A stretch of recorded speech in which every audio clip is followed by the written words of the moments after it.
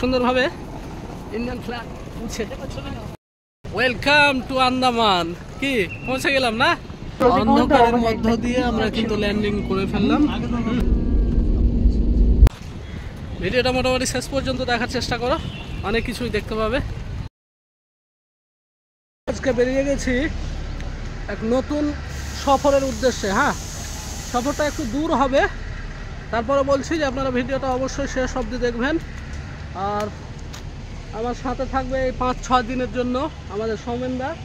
High করে দাও। এখন মালদা এসে পৌঁছলাম। হ্যাঁ,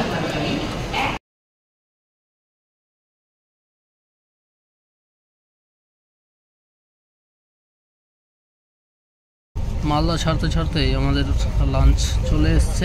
হ্যাঁ, চলো খাওয়া দাওয়া করে ঘুমিয়ে পড়লাম। দেখা হচ্ছে খুব তাড়াতাড়ি। কোথায়?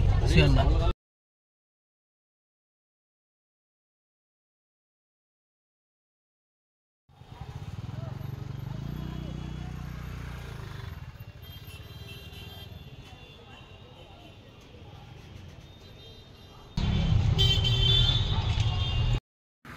তো যাই হোক, অনেক অপেক্ষার পরে পৌঁছে গেলাম আজকে আমাদের হোটেলে আর কি। এখান থেকে বেরিয়ে যাব আগামীকাল সকালে।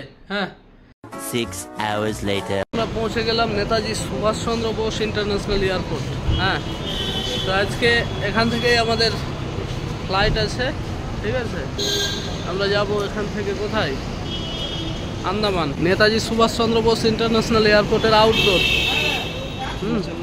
বাইরেরটা।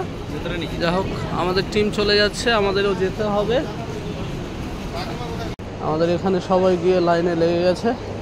এখন দেখি আমাদের কি করতে হয়, পারছি কি না ঠিকঠাক প্রবেশ করতে, সেটাই ব্যাপার।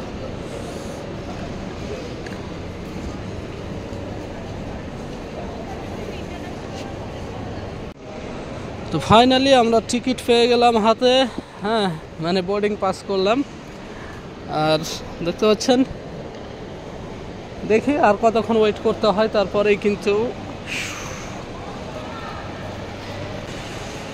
লাইনে দাঁড়াই, তারপরেই দেখা যাবে।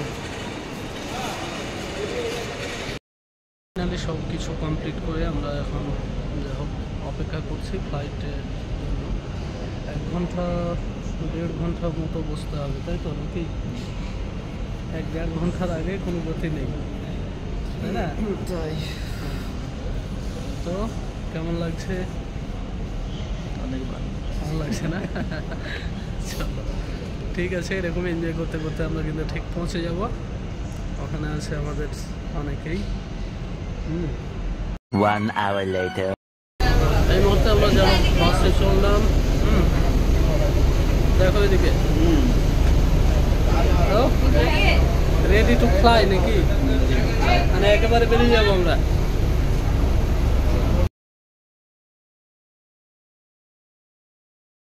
হবে, দেখা যাক।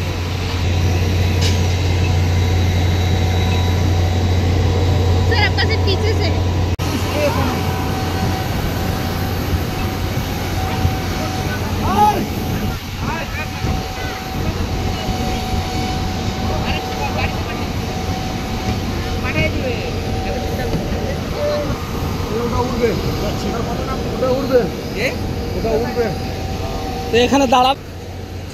যা হোক, এই মুহূর্তে আমরা প্রবেশ করছি আমাদের ইন্ডিগো 6E345।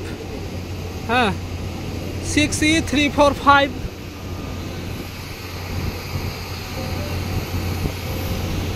Airbus A320।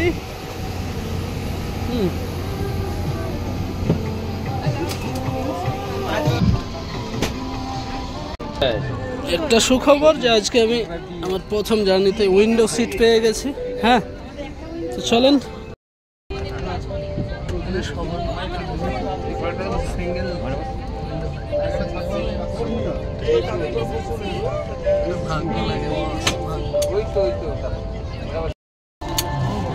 ভাবতে কেমন লাগছে না? একেবারে লাইফের প্রথম ফ্লাইট জার্নি আজকে শুরু হচ্ছে।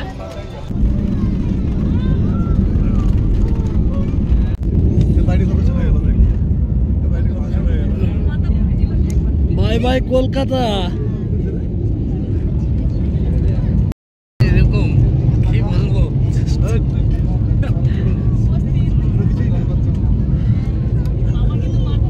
ফার্স্ট এক্সপিরিয়েন্স হ্যাঁ তার জন্যই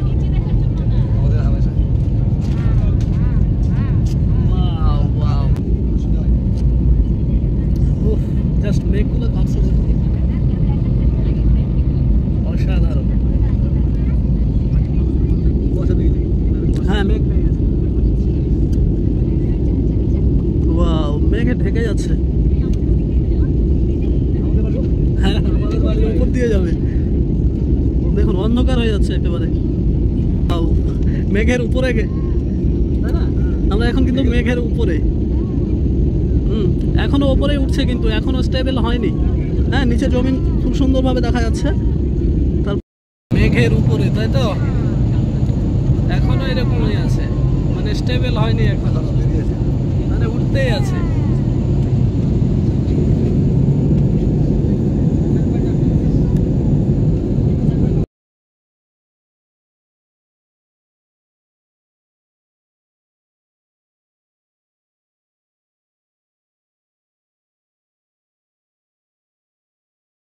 ওয়েলকাম টু আন্দামান কি পৌঁছে গেলাম না অনেক কষ্টের পর কষ্ট ঠিক না তাহলে ভালোই লাগছিল